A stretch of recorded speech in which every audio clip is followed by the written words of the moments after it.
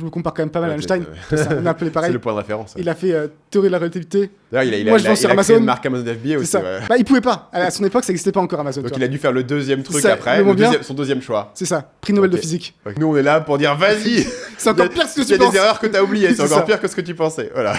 Est-ce que tu as entendu parler d'un jeu vidéo qui Ça s'appelle Balatro. Non, jamais. Ça a été développé par un mec solo, c'est le rêve, hein. Un mec solo qui l'a développé tout seul. Apparemment, le mec, il travaille juste sur un pseudo, il s'appelle Local Thunk. Il a même pas son nom, tu vois, sur le truc, il a juste un pseudo, c'est un mec sur Twitter qui l'a développé.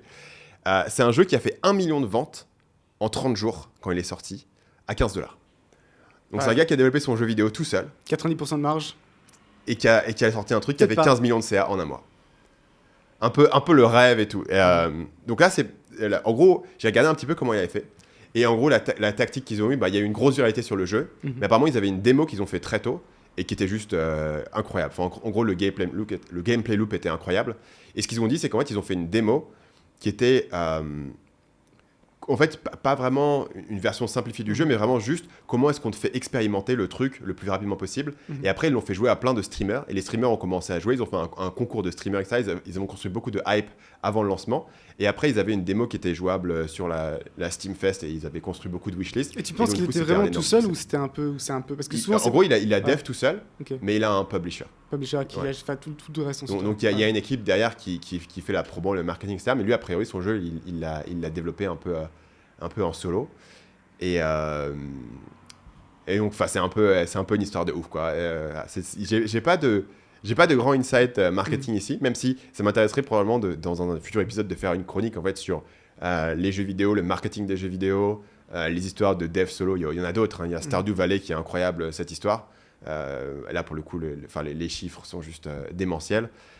Et c'est un peu un sujet qui m'intéresse. Si ça intéresse les auditeurs, dites-nous dans les commentaires sur YouTube. Je voulais juste te partager cet élément. Et du coup, j'ai téléchargé le jeu. Effectivement, c'est une tuerie. Je comprends pourquoi ça cartonne. Et à mon avis, c'est aussi très efficace en streamer parce qu'il y a un peu une mécanique un peu de gambling en fait où tu vois, c'est des mains de poker que tu dois faire, mais en même temps, tu modifies tes cartes. Et donc, plus ton truc avance, plus les cartes sont genre modifiées dans tous les sens, etc. Et tu peux faire des combos un peu insane.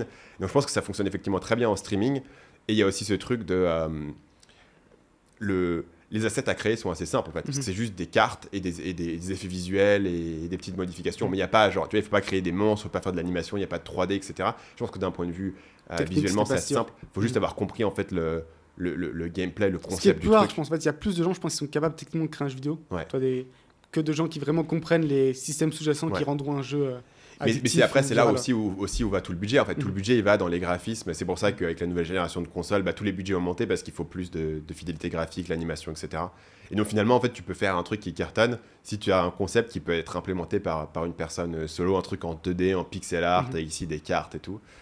Et il a un espèce de filtre un peu VHS sur son jeu qui marche pas mal en fait, parce que sinon ça ressemblerait un peu au Solitaire de Microsoft que tu jouais en 2002, et ça ressemble à ça, mais avec une esthétique un peu grungy, le filtre et tout. Mais en parlant de jeux vidéo, est-ce que tu penses pas que un des prochains potentiels business à $1 trilliard, parce que c'est quand même le sujet de ce podcast, c'est de construire un business à $1 trilliard, je pense que ce serait une sorte de WoW en VR, quoi, un MMORPG. Ouais. Je pense que si on arrive à avoir un rendu, vraiment les gens se sentent... Parce que t'imagines les gens dédier leur vie à WoW sur un jeu qui graphiquement était correct, mais sans plus, quoi. Ouais.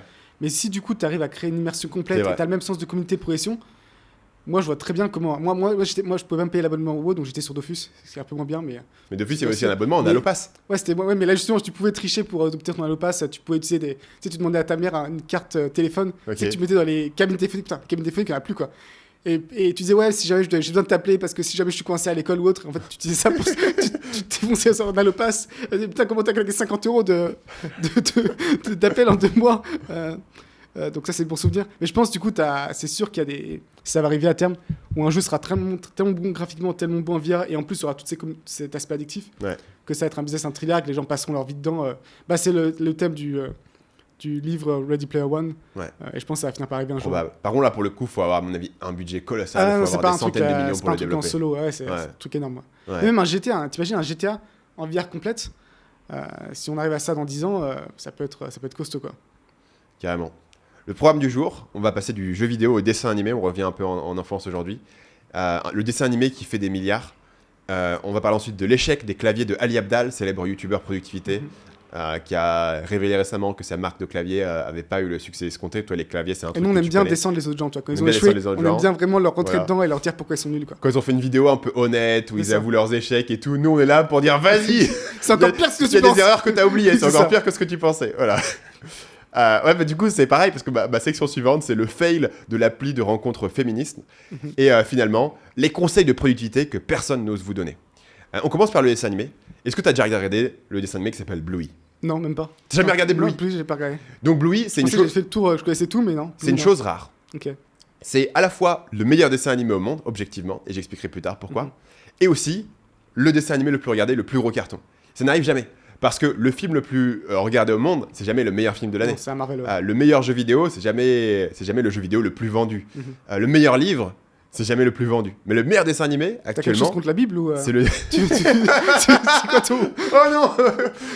Si tu veux le dire, hein, côté... Ouais, effectivement. Écoute, le deuxième. Voilà, bon, 50 Shades of Grey, quoi.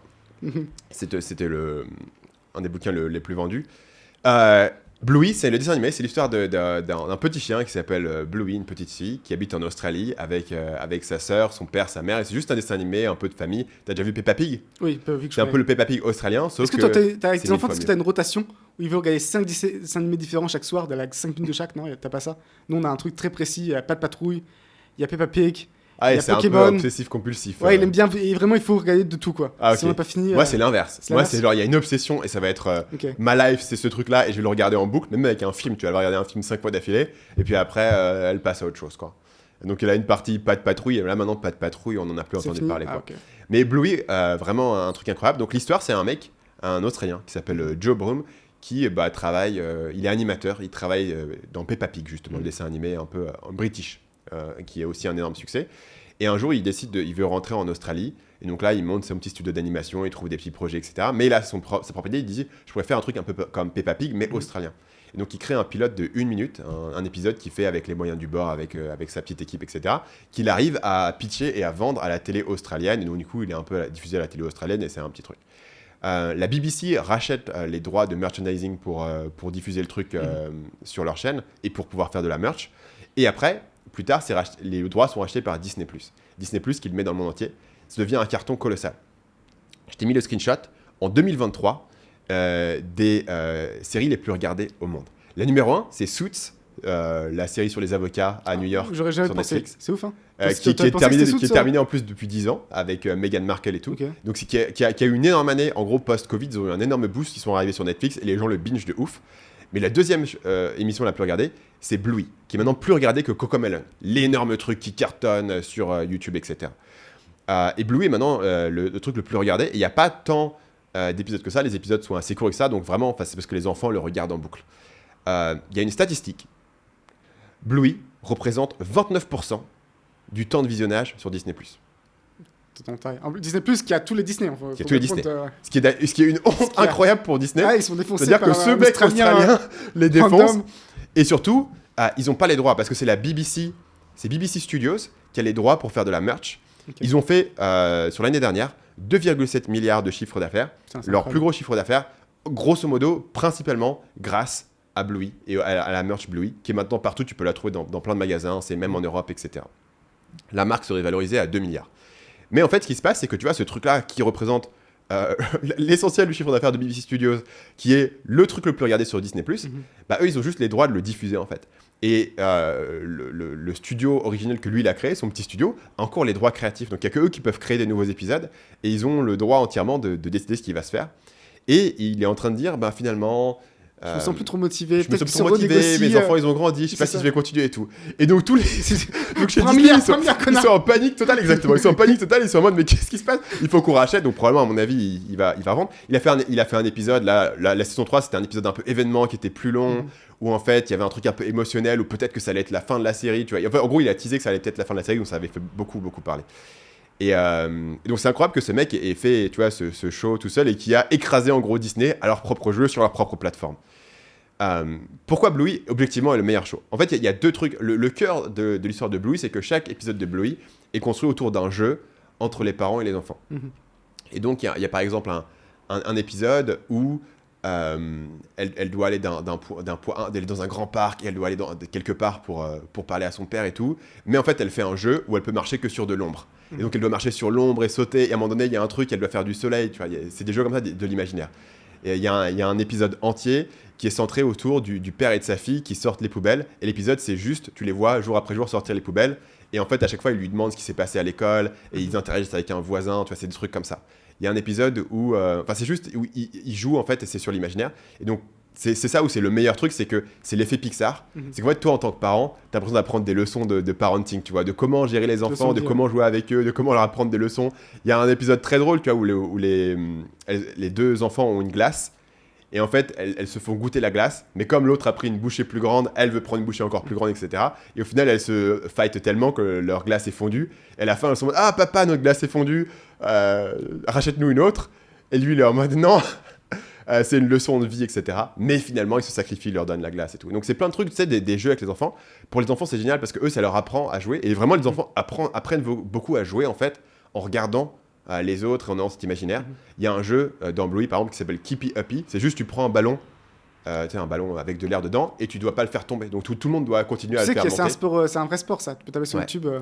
Mais ça tu vois c'est un truc. Il y a un épisode entier sur Bluey là-dessus qui est juste super émouvant et tout super bien fait. Et du coup les gamins maintenant ils apprennent à faire ça et ils utilisent cette expression.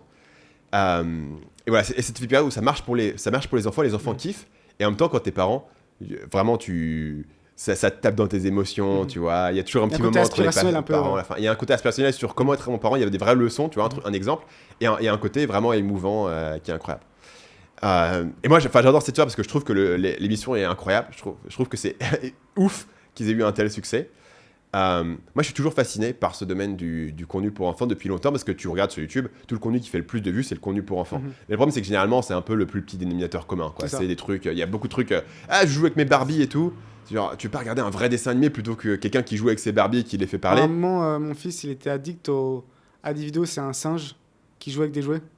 Ok. Et je pense à moitié que le singe, il est maltraité, toi, on le force, il n'y a pas le choix. Un vrai singe, toi. Un singe avec une petite couche là. Et je me dis, putain, je lui fais regarder la maltraitance animale, c'est peut-être pas le mieux. Donc je lui ai dit que le singe, il a arrêté de travailler, il a fini sa carrière. Et que maintenant, les vidéos étaient plus sur YouTube. Donc j'ai réussi à me sortir. Il y a ça, il y a les trucs où il joue avec des jouets. Il y a des trucs où il fait des grosses pubs où il sort des jouets. Il y a les trucs qui sont un peu avec un espèce de... Il s'est speedé à 1,5%. C'est le truc le plus criard, le truc le plus... Ou alors c'est des trucs animés, mais animés vraiment avec les pieds et tout. Là, Bluey, il y a une âme et tout. Évidemment, il y a les vues énormes sur YouTube. Il y a le merchandising derrière qui est énorme. Alors moi, mes gamins, ils ont des t-shirts, des trousses, des machins Bluey, etc. qui kiffent. Parce qu'en plus, après, t'es assez content de l'acheter parce que toi aussi, c'est un truc que tu kiffes, tu vois. Tu es content de mettre ton argent dans un truc que t'aimes bien. Là-dedans, et du coup, ça fait longtemps moi, que je suis fasciné par ce business model du contenu pour enfants et de est-ce qu'on pourrait créer un truc, tu vois. Parce que si tu peux créer un truc comme ça, Bluey, ça va durer, tu vois, si c'est racheté par Disney, dans 50 ans, il y aura encore Bluey, tu vois. Quand j'aurai des petits-enfants, ma fille, elle leur dira « Oh, regarde Bluey et tout, c'est toute mon enfance, tu vois. » Comme nous, on pourrait le faire aujourd'hui avec les enfants, et comme Disney, d'ailleurs, sait si bien le faire. Et je me dis, qu'est-ce qu'on pourrait faire à ce niveau-là ? Et moi, mon idée, c'était... D'ailleurs, tu penses pas, c'est un peu... Mais tu penses pas que c'est un truc qui est sous-exploité ? Toi, je pense que, par exemple, tu as des trucs comme... après, c'est pas il recrée pas avec en animation un peu différente. Exactement. Mais des trucs comme Percaster, les trucs comme Babar... Trucs comme Percaster, Babar, tu rachètes ça, tu le refais avec une jolie animation en 3D, avec un truc un peu moderne, etc. Et derrière, tu spins de la merch. À mon avis, ça pourrait cartonner. Parce que là, c'est des licences où les gens ont une nostalgie, mais fondamentalement, aujourd'hui, tu vois... Mais tu sais que j'ai tenté ça pour Percaster. Ouais. Je retrouve, on pourrait le mettre sur l'écran, j'ai essayé de contacter l'agence, je crois que ça appartient maintenant à genre France 2, un truc comme ça. J'envoie un email, et là, je voudrais acheter les droits du Percaster. Est-ce que vous pouvez répondre, s'il vous plaît ? Ils n'ont pas répondu, mais c'est le genre de truc à tenter. Truc comme ça, si tu pouvais trouver, tu vois, ou même, je sais pas, tu rachètes les minicums ou un truc comme ça. Il y a des trucs de notre enfance. Le problème, c'est que tout ça, c'est possédé par France 3, je pense, minicums, donc ça marcherait pas. Des trucs comme ça que tu pourrais refaire. Et il y en a quelques-uns qui ont été faits, il y en a un qui s'appelle Choupi. Il y en a un qui s'appelle Caillou, et les deux ont été reboot sur YouTube et ça marche bien. Et tu vois, il y a de la goodwill, etc. Et ça marche dans toutes les langues. Et ça, je pense qu'il y a des trucs intéressants à faire. Il y a vraiment il y a des trucs énormes qui ont été construits juste sur du pur YouTube. Et avec l'intelligence artificielle, je pense que ça aide aussi à diminuer un peu les coûts à ce niveau-là. Pour la production, je pense qu'il y a des opportunités. Mais bon, après, Bluey, c'est juste l'écriture en fait qui est vraiment ouf, mais l'écriture c'est pas ça qui coûte de l'argent en fait, c'est vraiment une idée. Et à mon avis, si t'as vraiment compris l'âme de Bluey qui est de montrer une vraie interaction parent-enfant, parce que tu regardes par exemple Peppa Pig, les parents ils sont un peu monodimensionnels. Le père de Carrément. Peppa Pig, c'est un C'est gros toujours la même mec chose, ouais. qui s'endort et qui aime Ils bien sont bouffer. gentils, tu vois. mais ouais, pas plus. Tu vois, il n'y a pas un truc. Alors que le père de Bluey, l'épisode pilote par exemple, c'est un épisode où il est en train de la pousser sur la balançoire et elle veut aller de plus en plus vite et donc il la pousse de plus en plus vite jusqu'à ce que ça soit même dangereux et tout. Tu vois, et à la fin, elle fait le grand 8 sur le truc, mais c'est juste une minute, mais ça te dit un peu, tu vois, c'est un peu une personnalité où en fait tu te fais un peu entraîner par tes enfants à faire des trucs. Et après, il y a ta femme qui arrive qui fait « Oh là, qu'est-ce que tu fais ?» Toi, tu fais « Ben non, c'est pas grave. » Ça, Tu vois, il y a une dynamique vraie, tu vois. Ouais, je vois ce que tu veux dire. Et je pense que si tu as compris cette âme et tu dis, ok, bah du coup, comme c'est aussi beaucoup les parents qui guident les enfants, si tu fais un truc qui marche pour les parents, mais qui en plus fait kiffer les enfants parce que ça joue sur leur imaginaire, à mon avis, tu peux vraiment faire un truc qui cartonne en fait. Parce que pour moi, le niveau de la concurrence, il y a des gros licences, mais tu regardes CoComelon, c'est énorme et ça cartonne, tu vois. Mais tu dis, c'est pas très dur à faire, quoi. C'est vraiment des petites chansons et tout. Ah, c'est intéressant, dans l'autre sens, plutôt que d'abord target les enfants, d'abord voir ce qui pourrait plaire aux parents et ensuite l'amener aux enfants. Parce qu'actuellement, c'est juste, encore une fois, c'est beaucoup à course aux trucs criards, aux trucs simplés. Parce qu'effectivement, ça fonctionne sur les enfants. Mais si t'arrives vraiment à bien faire les deux. Tu te sens mal quand ton gamin il regarde un un truc truc à la con, débile. et Quand il regarde Bluey, tu te sens trop bien. T'as l'impression de lui avoir appris une leçon de vie. T'as l'impression d'être un. Même moi, parent. Pas de patrouille, j'aime bien ça pour ça, tu vois. Pas de patrouille, c'est des belles valeurs, toi. C'est un ensemble de chiens. Pas de patrouille, il y a qui des viennent belles ensemble valeurs. et qui sauvent. Mais le scénario, c'est vraiment. Ah mince, il est en haut d'un arbre. Ah, il faut sortir ma grue. Tac. Ah mince, il est sous l'eau. Ah, il faut sortir mon sous-marin. Moi, c'est génial, moi. C'est très premier degré, quoi. Ah, moi, je kiffe. Moi, je kiffe. Après, en plus, mon fils, tu sais, il paye. Le truc patrouille, c'est pas en mission, tu vois. Donc, quand j'ai besoin qu'il fasse un truc, genre, va ouvrir la porte, part en mission, et il est parti, tu vois. Tu peux manipuler autour de ça ensuite. Donc, moi, je suis gros fan de Pas de patrouille. Okay, gros fan de Pas de patrouille. Recommande. Pas de patrouille, c'est aussi un beau business. Parlons maintenant de Ali Abdaal. Explique-nous ce qui s'est passé avec lui, ce qu'il a fait, son erreur. Est-ce que tu aurais fait mieux? Il a sorti une vidéo dans laquelle il documentait un peu un échec. Un échec en termes de... En fait, il a voulu il a voulu créer une marque sur la productivité. Et le premier produit qu'il a choisi, c'est un clavier mécanique. Et il y a eu deux problèmes, c'est que le clavier mécanique, il se vend pas. Et deux, il s'est pris quelques revues négatives sur YouTube, assez violentes. Et donc, il a toute une vidéo de 40 minutes où il explique ses erreurs, un peu dans le style Ali Abdaal. Une bonne vidéo d'ailleurs. Bien fait. Bien faite et assez honnête et assez transparente, où il est pas trop défensif et t'explique le chemin de pensée. Tu peux dire, Mais je sais pas à quel point il s'est aussi un peu bien joué, toi. À quel point vraiment c'est totalement naturel ou toi il a quand même bien réfléchi son truc à l'avance. Je sais pas. Bien sûr qu'il a réfléchi son truc, mais ce que je veux dire, c'est que la vidéo est bien ficelée et t'apprends des trucs. En tout cas, pour moi, quand t'es créateur de contenu, que tu regardes cette vidéo et qu'en fait tu sais que tu veux développer ces business annexes pour étendre ta marque. Et en même temps, tu sais, bah voilà, tous les trous dans lesquels tu peux tomber. Et lui, il tombe dans pas mal de trous. Et donc là, il y a pas mal de leçons. Et je pense que vraiment, une des leçons que j'avais, c'était vraiment à quel point est-ce que tu peux focus sur ce truc pour mettre de la qualité. Et lui disait, il y avait personne dans mon équipe qui était full-time sur le clavier. Et du coup, le clavier, déjà, ça a pris 3 plombs. Mais en plus, c'était pas forcément aussi bien. Je pense qu'il est. En fait, c'est là où, pour le contexte, c'est donc forcément dans les commerces. Et aussi, clavier mécanique, je crois bien, parce qu'on a vendu des dizaines de milliers, peut-être des centaines de milliers. Et on s'est retiré de marché. Il y a des raisons justement. Ah, tu vends plus de clavier aujourd'hui? Clavier encore, clavier mécanique encore un peu, mais beaucoup moins. Et explique-nous la nuance entre clavier et clavier mécanique et pourquoi est-ce que en fait, t'as clavier à membrane, en fait, c'est du plastique à l'intérieur entre les touches et en fait l'activation se fait sur un truc de plastique. Ouais. Et après, c'est aussi des plastiques, tu me diras les switches, mais les claviers mécaniques, t'as des switches et qui ont différents niveaux d'activation. Donc, en fait, t'as des switches qui sont plus durs, donc ça donnera une certaine force, un certain nombre de grammes. Et donc, t'as des switches qui sont aussi plus longs, plus courts. Et donc, tu as une sensation. Ça fait clic quand tu tapes. T'as un feedback. Et l'intérêt, c'est quoi? C'est que tu as l'impression d'écrire sur une vieille machine à écrire, c'est un peu plus. C'est plus agréable. C'est vraiment. En fait, c'est ce que. Et c'est justement un peu le truc, c'est que. En réalité, tu tapes pas tellement plus vite. Tu as l'impression que tu tapes plus vite parce que tu as un meilleur retour. Okay. Mais tu tapes pas beaucoup plus vite, c'est juste beaucoup plus agréable en fait. C'est vraiment. Tu as un côté agréable. C'est vraiment le truc principal. Et je pense que sa première erreur, c'est d'être réparti avec les mécaniques. C'est la pire catégorie possible. En fait, ce qui s'est passé, c'est qu'il y a, je pense qu'ils sont apparus il y a peut-être 10-15 ans avec la mécanique. Alors, il y en a encore avant, mais là, c'était avec à l'époque les Switch Cherry. Et en fait, les Cherry, ils avaient un brevet. C'était une marque. Et donc, il n'y a que eux qui produisaient des Switch pour clavier mécanique. Donc, le Switch, c'est ce qui se trouve en dessous de la touche qui permet de détecter quand tu appuies sur le bouton. Exactement. Et du coup, ils avaient les marrons, enfin les browns, les reds, les blues, ils en avaient 5, 6. Et c'était assez lisible comme marché, en fait. Il n'y a que eux qui produisaient.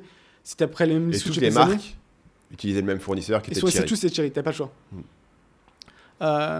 Mais le problème, c'est qu'ensuite, leur brevet, il s'est terminé. Et donc, t'as plein de marques qui sont brevet. Je sais pas. Pour le coup, un petit 10-20 ans, un brevet comme ça, peut-être, je sais pas. Okay. Ou peut-être même il a été contesté. Je sais pas ce qui s'est passé, pourquoi il a été cassé. Okay. C'est intéressant, mais... Et ce qui fait que le marché s'est fragmenté dans tous les sens. Parce que déjà, avec les Switch, t'as 8 marques différentes.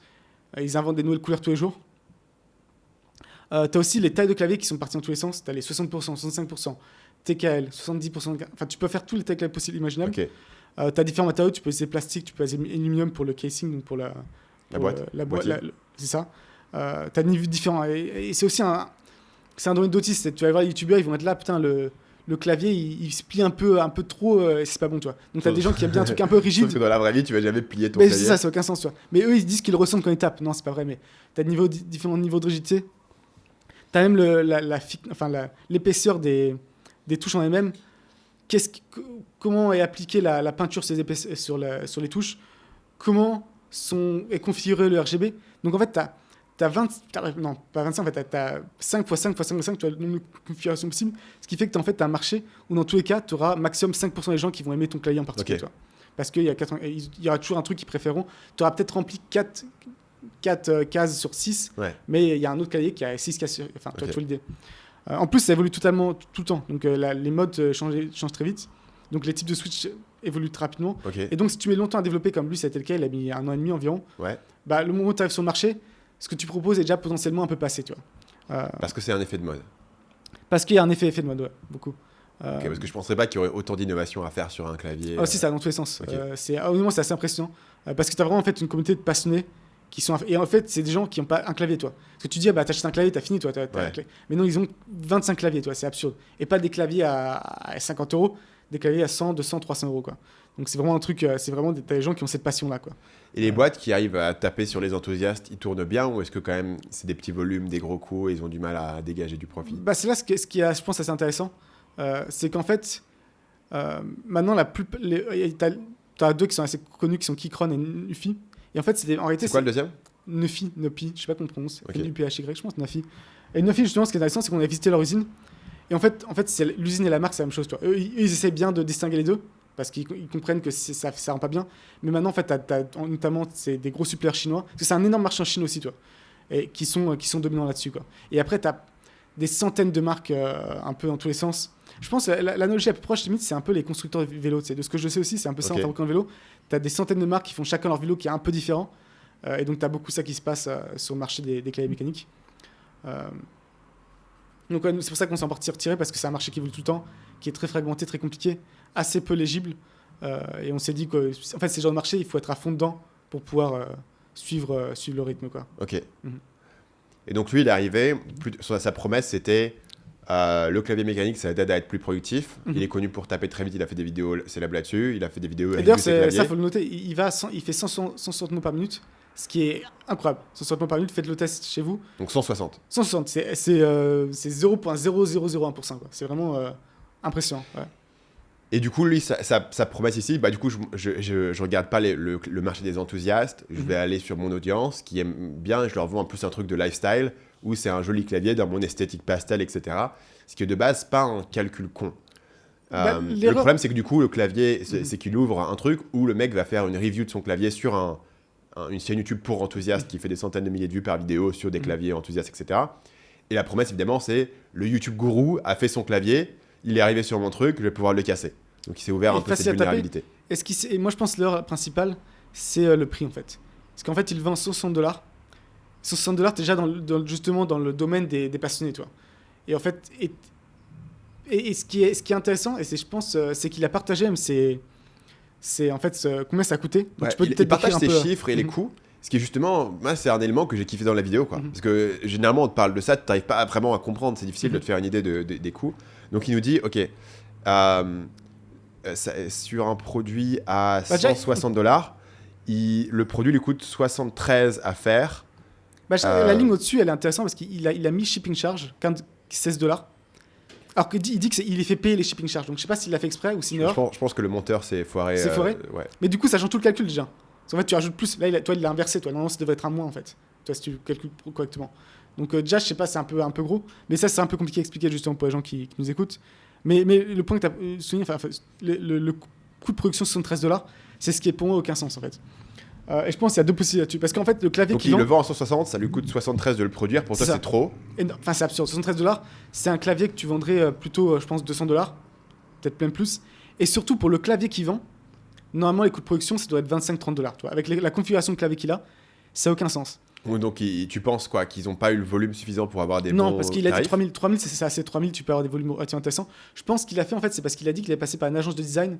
Et donc, je pense qu'il a incorporé les coûts de l'agence de design là-dedans. Ou il s'est fait totalement avoir par l'usine, tu vois. Mais là, ce serait absurde, tu vois. L'usine l'aurait. Ou alors, il a demandé des trucs qui étaient un peu inutiles. Mais l'agence de design ne peut pas prendre les 2/3 du coût du produit. Bah, il pourrait, s'ils ils ont dit, il a commandé 3000 unités. Et l'agence de design a dit, bah, ça nous va nous coûter 80 000 de développer ça. Bon, bah, tu divises 3000 par 80 000. C'est déjà, hein, quasiment, ça te rajoute, non, ça te rajoute $25, ce serait pas assez. Non, il faudrait que ce soit encore un peu plus, mais je pense que ça peut être le cas, quoi. Ou sinon, je vois pas la. Ou alors, il a voulu des trucs vraiment spécifiques, uniques, qui n'étaient pas très utiles, que personne ne pouvait fournir, et l'usine, ça les faisait un peu chier. Ok. Ils leur ont dit, bah, si tu veux qu'on te rajoute ça, ça va te coûter $15, et lui, il a dit oui. Je sais pas ce qu'il a foutu, mais ça fonctionne pas, toi. T'es pas censé, pour un produit de cette qualité, avoir un coût de production aussi élevé, quoi. Ok. Euh, Donc, Et- tu penses qu'il aurait dû pouvoir descendre son coût à $25 et du coup vendre ce clavier beaucoup moins cher. Et je pense que ça aurait mieux servi ces deux buts principaux. Un, c'était justement vendre à des gens qui ne connaissent pas trop en clavier mécanique, parce que tu sais déjà plus raisonnable de le dire à $80. Et exactement ce que tu dis en fait à une personne qui n'a pas de clavier mécanique. Je suis allé à Amdal, vous me faites confiance, je suis un expert de la productivité. Moi, je vous dis que la mécanique c'est super. Voilà, vous voulez pas réfléchir, le marché il est incompréhensible, ça va dans tous les sens. Achetez celui-là, il est très bien, il est très joli, vous allez aimer. Et je pense que ça aurait été plus facile à $80 et ça l'aurait rendu beaucoup moins attaquable aussi, toi. Parce que quand même l'essentiel de la vidéo critique du gars, c'est de dire en fait, vous pouvez avoir mieux pour moins cher. Et c'est vrai. Mais ce qui est un peu inévitable, dans la mesure où une marque de spécialiste qui a plus de volume que lui Non. aura forcément. Je pense tu penses pas on surestime de fou les économies d'échelle que les gens pensent qu'on peut faire. Si tu as un produit qui coûte $10 et pour 1000 unités, peut-être que tu seras à 9,8 pour 3000. 10 000, tu seras peut-être à 9,2. Et je pense que les gens surestiment que les Ok. économies d'échelle. En fait, parce que les usines, en fait, généralement, moi, généralement 10 points de marge, tu vois. Donc, donc, il y a un mois, tu peux pas baisser beaucoup plus, tu vois. Tu peux pas diviser par deux, quoi. Tu peux réduire de 10-15%. En fait, c'est juste quand tu es sur des très petits volumes. Parce que pour le coup, si tu voulais en faire 10, Là, pour le c'est coup, ça te différent. coûterait Oui, une là, blinde. là, c'est Donc, il y, a un certain cap au-delà duquel. généralement, t'as pour un des produit standard, on va retours, dire c'est 1000. Toi, tu peux ok. te dire ce cap, c'est 1000, c'est un peu ce qui est standard. Et à partir de Oui, il 1000, est au-delà du cap. Et pourquoi tu penses que du coup, il a commandé pour 300 000 balles de clavier d'entrée de jeu bah, c'est ça aussi qui est pas totalement. et il en a vendu clair. a priori pour 30 ou 40 000 seulement pour le moment. Donc C'est il ça, a un stock on doit énorme pas qu'il jeter doit le star. stocker. C'est qu'effectivement, ça se vend pas très bien. Excès de confiance. Parce qu'en fait, je pense, même pour lui, ça aurait été pas négatif s'il soit en rupture de stock, tu vois. Parce qu'au final, tous mes claviers sont vendus en une semaine. Bah attendez, et les gens ils vont attendre, tu vois, ils veulent acheter celui d'Ali Abdal. Il revient 2 mois plus tard et il revend, toi. Ouais. Donc je pense qu'il a été surconfiant. Je vois pas d'autres. Ou alors, à mon avis, il a été peut-être mal conseillé. Hein. Si tu me dis C'est que les possible, coûts c'est- de l'agence, enfin, C'est le possible. coût de la production était là. Peut-être que l'agence lui a dit, bah écoute, faut commander 3000 pour avoir un bon prix. En fait, il se serait dit, ça se trouve, j'en commande 1000. Je fais un chouïa moins de marge, mais je diminue mon risque par 3 quand même. C'est possible. Ouais. Mais ça, je pense que c'est vraiment la difficulté, notamment quand t'es un gros créateur comme ça. En fait, il y a plein de gens qui veulent bosser avec toi. Mais Et toi, c'est tu assez sais difficile pas, de savoir tu sais qui est pas, bon ouais. et qui est mauvais parce Ouais. qu'ils sont en dehors de ton domaine d'expertise. C'est ça. Et tu peux assez facilement tomber sur des trucs où tu te dis merde quoi. Mhm. Même si là, je crois que c'est une agence qui a déjà fait des produits avec d'autres personnes, donc Ok. ils sont pas Je sais pas, totalement. j'ai pas trop fracassés. creusé l'agence, mais ça aurait pu être intéressant. Donc ça, c'est la première erreur, c'est je pense que en fait, et aussi il y a un peu le côté en fait quand tu vois moins cher, t'es un peu, t'es bien vu par le peuple, tu vois. Tu remarqueras que généralement, c'est rare d'aller taper dans le haut du prix directement, tu vois. Même les gros trucs. Après, t'as Jake Paul ou Logan Paul avec Prime, Feastables, même Conor McGregor avec Proper 12. Généralement c'est au plus cher milieu de gamme parce que justement tu veux avoir un reach assez large et aussi être bien vu, toi. Parce que même pour une personne lambda, ça peut la choquer un clavier à $160. Alors que déjà, tu descends un peu, ça peut être un peu moins choquant. Et donc, tu seras mieux perçu, je pense, en allant un peu plus bas en termes de prix. En fait, Mais même un clavier à $80, il y a plein de gens qui vont dire C'est déjà ouais, mais je beaucoup. peux en avoir un C'est Logitech déjà à beaucoup. 25. mais au final, $160, c'est un peu élitiste, en fait, quand tu penses en 2 secondes. La personne, ouais, même celle qui suit Ali Abdal, ça lui paraît prendre beaucoup un clavier à $60. Quoi. Donc, au maximum qu'il aurait pu réduire, au mieux ça aurait été, je pense. Et je pense, après, toi, c'est marrant parce que du coup, ça a fonctionné pour toi. Mais j'aurais pensé justement que le client s'en fout un peu que tu te plaignes de tes coûts, tu vois. Parce que justement, s'il y a une autre marque qui arrive à avoir des coûts de production à $25 et toi, tu as $75, bon, bah, l'autre marque le vend moins cher et elle a raison, toi, le client. Bah, Qu'est-ce qu'il en a à c'est faire pas ça qui va faire que tu vas acheter C'est chez ça. lui. Mais c'est ça que tu vas faire. Est-ce que tu penses que oui ou non, Il s'est c'est un venu connard pas d'arnaqueur les fouilles, ouais. Voilà. Il te dit, bah, fondamentalement, je faisais 20% de marge. je faisais pas une marge énorme sur ce truc-là. Je le vendais cher parce que ça me coûtait cher. Donc après, si c'est foiré sur les coups, c'est foiré sur les coups. Mais ça contrebalance le truc de ah ouais. Bah après, je pense qu'il le dit dès le départ de si j'avais voulu faire un cash grab, j'aurais pas fait un produit physique. Et ça, c'est évident. Ça, c'est vrai. Ali Abdaal, il vend Surtout des formations. ouais. Il a un truc YouTube Accelerator. YouTube Accelerator, c'est 5000 balles pour 6 mois. Ça fait 4-5 millions par an. Il n'est pas allé se faire chier à faire un clavier, tu vois. Pour moi, je crois bien, en le connaissant, qu'il a fait le clavier par passion du clavier et tout, et aussi par envie de pouvoir se diversifier, et que donc, du coup, il n'est pas là pour faire maximum de marge. Je pense que c'est pas devenu un peu une obsession un peu débile pour beaucoup de gens, de créateurs de contenu, de vouloir à tout prix sortir de leur propre nom, tu vois. Parce qu'en fait, je pense qu'il y a cette conscience, c'est pas un vrai business, ou c'est un risque, mais est-ce que c'est vraiment un truc, tu penses que justement, peut-être certains essaient trop de forcer. Toi, c'est aussi un peu ton cas. T'as voulu faire ça, quoi. Moi, je fais la même chose. À 100% pareil. Et tu penses que c'est rationnel ou c'est aussi un peu psychologique ou émotionnel pour te rassurer, pour dire ouais, tout dépend pas de ça ou je suis libre de. C'est parfaitement rationnel. Tu te rends pas compte de ce que c'est en fait d'avoir une boîte où il y a juste des millions qui tournent et si demain tu te lèves pas, la boîte elle est à zéro, quoi. Tu te rends pas compte du niveau de pression que c'est. C'est toi qui dois payer tout le monde, c'est toi qui dois faire rentrer tout le CA, etc. Et plus tu as d'équipe, ça retire pas. Tu peux avoir une équipe de 50 personnes, ça retire pas. MrBeast, il a des centaines de personnes, il disparaît, c'est fini.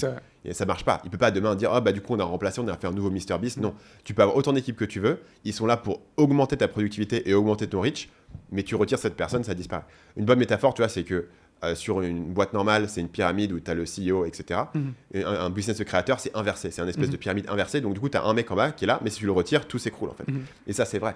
Donc, du coup, tu regardes là, je pense qu'il y a vraiment il y a 3 manières d'aborder le truc. Il y a l'approche numéro 1, qui est un peu l'approche PewDiePie. C'est l'approche, je vais cartonner comme un bourrin pendant des années. Je vais prendre tout le cash, je vais pas engager beaucoup de monde. Et à la fin, je sors. PewDiePie, aujourd'hui, il fait ses vlogs. PewDiePie, il est retraité. Il fait encore des vidéos vlogs avec ses enfants au Japon, etc. pour le LOL. Il vient encore des sponsors, etc. Mais je pense que ses revenus sont 5%, sont encore gros, mais ils sont 5% de ce qu'ils étaient il y a. Qu'est-ce que tu penses Est-ce que c'est parce qu'il a burn-out ou parce que psychologiquement, il faut être très fort pour savoir quand tu pourrais gagner 20 fois plus, mais tu acceptes de dire que c'est bon, c'est fini et tu as fait ce que tu voulais, tu t'arrêtes pas. Créer du contenu, ça demande une volonté, un feu en fait que tu peux pas te forcer en fait à l'avoir. Tu peux pas te forcer à faire les vidéos que PewDiePie fait. S'il a pas envie de les faire, il arrivera pas. Il publiait une vidéo par jour comme un malade mental. Il avait un gros turnover. Et ça tu peux pas le faire. À un moment donné, si t'as plus envie de le faire, lui il a commencé à avoir des enfants, il a déménagé, etc. au Japon. Il avait plus le feu. Mais bien sûr, il était dans une position où il pouvait dire pas grave, je continue à faire mes vidéos si j'ai envie de les faire. Et là, je suis retraité. La deuxième approche, c'est l'approche, j'en ai discuté récemment avec Antoine BM. Et lui, son approche, c'est de dire moi je m'en fous parce que j'ai discuté avec lui la question de la thune. Il avait fait récemment une vidéo qui s'appelait J'ai des problèmes d'argent où il expliquait que il dépensait 50 000 € par mois entre l'équipe, le business et puis sa maison, les crédits que tu devais rembourser. J'ai dit mec, t'as fait un crédit pour une maison sur je sais pas 20 ou 30 ans. Ça veut dire que dans 20 ou 30 ans tu penses que tu seras encore là sur YouTube à faire des vidéos, mais dans 20 ou 30 ans moi je sais pas où je suis, tu vois. Et il me dit non, et moi j'ai envie d'être comme, je crois que son truc c'était Michel Drucker, tu vois. Okay. Ou comment s'appelle le mec qui faisait. J'adore le choix de personne, le choix d'exemple, toi.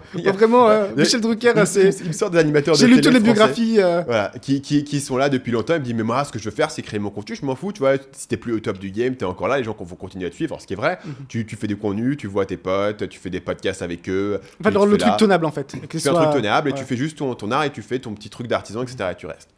Et ça, c'est une position qui est parfaitement raisonnable et logique, peut-être la position la plus rationnelle que tu pourrais avoir, mais qui pour certaines personnes, pour moi, c'est impossible en fait de l'imaginer. C'est impossible de me dire, je vais juste être satisfait de faire ce que je fais et juste faire la même chose, etc. Donc la troisième option, c'est de faire la méthode Kardashian. C'est de dire, j'ai cette audience, mais cette audience, qu'est-ce que je leur vends ? Je leur vends juste des sponsors, de la pub, du machin. Il faut que je fasse levier sur cette audience pour aller créer une boîte qui puisse être revendue. Donc comme les Kardashians avec leur maquillage, avec le truc de shapewear de Kim. Évidemment, c'est ce que fait MrBeast avec le chocolat, c'est ce que fait Logan Paul avec la boisson, etc. Ils font tout ça. Et là, c'est le truc où tu vas vraiment aller pouvoir faire des centaines de millions et avoir cet effet de levier, et pouvoir faire cette revente, etc. Et pouvoir aussi sécuriser ton business de création de contenu au départ. Un gars qui fait ça très bien, c'est Mark Rober. Est-ce que tu as vu ce que fait Mark Rober ? Je connais pas du tout. Est-ce que tu vois qui est Mark Rober ? Non, je vois pas qui c'est. Mark Rober, c'est un ex-ingénieur de la NASA. Si, je connais, ok. Voilà. Ouais. Et qui fait du coup des vidéos un peu pour faire découvrir la science, il fait des inventions, des machins. Il a quelque chose comme 20 millions d'abonnés sur YouTube, donc gros créateur, et qui fait à chaque fois, une de ses grosses séries de vidéos qui marche bien, c'est il a remarqué que les gens aux États-Unis apparemment volent beaucoup les packs, les colis Amazon qui sont devant ta maison, et donc il fait des faux colis Amazon piégés. Quand la personne le vole, ça explose, ça lui met des confettis, ça lui met un truc puant, etc. Voilà, c'est le type de truc qu'il fait. Et il a lancé maintenant un business qui s'appelle CrunchLab. CrunchLab, c'est une boîte par abonnement pour les enfants qui leur apprend la science. Donc tous les mois, on t'envoie un petit projet scientifique à faire et ça coûte, je sais pas, 40, 50 etc., dollars par mois. Je ne sais pas exactement, c'est par trimestre, etc. Mais en gros, le chiffre d'affaires là-dessus, c'est environ 50 millions de dollars qu'ils ont fait en 2-3 ans sur ce truc-là. Et c'est du récurrent, c'est de l'abonnement, et ils grossissent très vite, etc. Et en plus, c'est un truc sur lequel il ne sera pas trop critiqué. C'est malin, parce qu'en fait, éduquer les enfants va critiquer là-dessus. Il sera pas critiqué, c'est un énorme fit avec son truc, et l'intégration avec son contenu est incroyable. Par exemple, dans la dernière vidéo, il lançait une nouvelle boîte, il lançait un truc, je crois que ça s'appelle Hack Lab ou un truc comme ça. En gros, il lançait Crunch Lab, c'est pour les enfants, il lançait le truc pour les ados ou les adultes, en gros. Okay. Et du coup, ce qu'il fait, c'est c'est assez cool, il crée un petit drone, c'est un espèce de truc qui jette qui détecte les gens et qui jette des fléchettes sur eux, en gros. Okay. Et en gros, ce qu'il a fait, c'est qu'il a fait une grosse version de son espèce de tourelle, quoi, de catapulte, pour détruire les drones. Et il dit, voilà, si vous avez un drone qui essaye d'exploser quelque chose, vous pouvez le décoller dans le ciel avec cette tourette automatique. Et te faire une petite version que tu peux faire chez toi, mais sa vidéo est centrée autour de la grande version. Donc l'intégration entre le produit et le contenu est incroyable. Et ça lui fait du revenu récurrent qui le sécurise vachement par rapport aux intégrations produits. Et ça construit quelque chose où c'est parfaitement raisonnable que si un jour lui il arrête de faire des vidéos, CrunchLab ça puisse être une marque qui est durable, etc. Donc il aura construit quelque chose de pérenne. Et donc je pense pas que c'est une superstition, je pense qu'il y a une vraie raison de le faire. Après le problème c'est qu'en fait, tu vas sur ces business, tu te rends compte que tu fais moins de marge. Et aussi il faut que ce business il puisse fonctionner en dehors de ton audience. Parce que si tu vends un truc que à ton audience, que via ton contenu, bah t'as pas du tout retiré la dépendance. Tu as peut-être un peu amélioré, mais c'est incrémental, toi. Il faut que la marque ait le potentiel de pouvoir aller au-delà de ton contenu. Que ce soit l'étincelle, mais qu'ensuite ça prenne. Donc, un exemple de ça, tu vois, bah, c'est typiquement ClickFunnels. Tu vois. À l'origine, le gars il avait une audience, il a monté ClickFunnels. Non, la plupart des clients, ça n'a pas besoin de quoi. connaître Russell Brunson pour acheter ClickFunnels. Donc là, c'est un énorme succès. Il y en a plein comme ça dans le domaine que moi je suis, c'est-à-dire le SaaS, quoi, le logiciel, etc., qui ont fait ce genre de truc. Et c'est cohérent de dire. Peut-être que dans 50 ans, Feastable, ça existera toujours, même si MrBeast il est plus actif. Ce sera une marque qui aura été établie, c'est dans toute la distribution. Les gens ont une association, ils l'ont fait quand ils étaient enfants, etc. Tu vois, c'est cohérent. Voilà, donc pour moi, je pense qu'il y a un drive très fort pour le faire, que ce drive est cohérent et rationnel, mais que ce drive il est tellement fort que parfois ça peut amener les gens à faire des erreurs. Je vois. Et je pense que c'est un peu ce cas. Il a essayé de forcer en choisissant la mauvaise catégorie, pour moi aussi, le mauvais price point. C'est-à-dire parce que Ali Abdaal, il a plein de projets annexes qu'il fait. Il a une agence, il a aussi des logiciels qui, à mon avis, sont des bien meilleurs business, notamment le logiciel. Même en produit physique, toi, il aurait pu faire des trucs de journaling. Évident pour lui. Journaling et quelques questions préécrites. Qu'il avait fait, il avait lancé une marque qui s'appelle Essentially, qui faisait exactement ça, des journaux, etc. Et ça n'a pas fonctionné. Le problème, c'est qu'il n'y avait pas de marge dessus. Même si tu vends un journal assez cher, peut-être qu'il avait le même problème, qu'il n'arrivait pas à descendre assez ses coûts. Mais ce qu'il disait, c'est qu'en gros, tu vends un journal 20 €, les gens disent que c'est scandaleux, mais toi, tu as un petit volume, finalement, ça te coûte 15 € à faire, ou 10 € à faire, et tu fais au final, après shipping, 30% de marge, et le volume n'est pas énorme, et ça valait pas le coup. Donc il l'a fermé. Mais après, il a été faire du clavier mécanique, je sais pas si c'était. C'est un peu étrange. Justement, il s'est dit non, il fallait sur les produits plus chers, je sais pas. Après, ce que je dis, je pense que c'est sincère dans le sens où il a un intérêt pour le produit, ainsi de suite. Mais, et je pense que c'est justement un peu ensuite, en termes de produits, ce qu'il a fait, je pense qu'il a fait 2 heures. Et j'ai fait exactement les mêmes. C'est de vouloir être original à tout prix. Donc dire, ouais, on a un clavier totalement unique. Et donc, le gars qui a fait la vidéo YouTube sur le clavier a remarqué qu'effectivement, normalement, ce que tu fais beaucoup sur le clavier, c'est que tu prends des pièces un peu déjà existantes. Ouais. Donc, tu peux avoir le PCB, tu peux avoir les keycaps, et en fait, tu les mets un peu comme tu veux, un peu comme un vélo. En fait, tu vas peut-être designer une nouvelle pièce maximum, mais le reste, tu les mets ensemble, et en fait, c'est l'assemblage qui est un peu unique. Toi. Tu mets tous les trucs ensemble. Et lui, effectivement, ce qu'il a remarqué, c'est qu'il y a un truc qui était nouveau, enfin, qui a été originaux. Donc, tu voyais pas l'empreinte d'une usine en particulier. Sauf qu'en fait, ça sert un peu à rien, en fait. T'es original pour être original. Mais en fait, si tu peux trouver la même pièce qui fait la même chose, mais qui est produit à grande échelle, effectivement, là, tu fais des économies aussi, toi. C'est peut-être pour ça que ses coûts étaient aussi élevés. Ça peut l'expliquer aussi. Qu'effectivement, qu'il ait voulu à tout prix faire des trucs par lui-même et du coup, ouvrir peut-être un nouveau moule, alors qu'en fait, tu peux avoir la même chose. Mais je pense qu'il y a beaucoup de désir de lire. En fait, il avait anticipé le fait qu'il y avait des gens qui allaient voir le produit. Il voulait surtout pas qu'on puisse le critiquer sur le fait que c'est le même que tel clavier qu'on trouve déjà, toi. C'est un rebranding, toi. Donc, il a été, je pense, un peu excessif là-dedans. Potentiellement, mais encore une fois, je vois un peu ce qu'il voulait éviter. Et aussi valoriser trop ses propres goûts. Je pense que c'est toujours un risque aussi. Je pense que c'est très bien qu'il puisse dire, et ça il faut qu'il garde, c'est le clavier que j'utilise tous les jours, toi c'est très fort. Mais en soi, tes goûts sont pas ceux de la majorité des gens, et moi j'aime fait exactement le meilleur. Et d'ailleurs c'était sur un clavier souris ici à l'époque, moi ça fait longtemps, à 6-7 ans, où je me suis pris un peu pour Steve Jobs. Je me suis dit on va faire un nouveau clavier, une nouvelle souris. Et j'ai fait exactement comme moi, mon clavier, ma souris. Ok. Et ça fait 6-7 ans que je l'ai fait, et j'utilise toujours ce clavier et sa souris, cette souris. Donc vraiment je les aime. Mais tout le monde s'en battait les couilles en fait. Tout le monde était là, toi les trucs que moi je trouvais géniaux, les gens pu s'en ficher. Ouais. Et aussi, on l'a fait de A à Z, vraiment, on l'a designé, on a pris du temps. Pareil, les gens. Et du coup, les ils coûts s'en étaient fichent, quoi. énormes Les par coûts rapport à étaient d'autres élevés. claviers que t'avais. Les gens s'en fichent. Ouais, pourquoi en fait et je pense que c'est un peu son erreur, c'est effectivement, et je pense que ça, il l'a remarqué, c'est quand même, faut savoir qu'est-ce que les gens veulent, plutôt que juste toi ce que tu veux.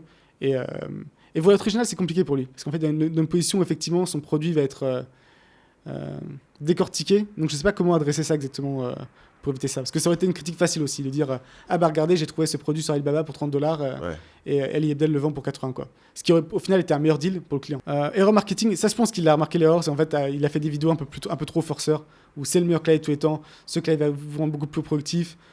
En fait, il aurait dû rester un peu on brand sur Ali Abdal, c'est dire il y a des gens qui disent que ce clavier est super, moi je dirais pas ça, mais c'est les gens qui disent. Il fait tout le temps, ça n'a pas remarqué. Il dit mon publisher, il dit que je suis un expert en productivité. Moi je le dirais pas moi, mais c'est et en fait il aurait dû faire la même chose, toi. C'est il y a plein de gens qui l'ont essayé, ils ont trouvé ça génial. Et donc comme on a dit au début, vraiment se concentrer sur l'aspect.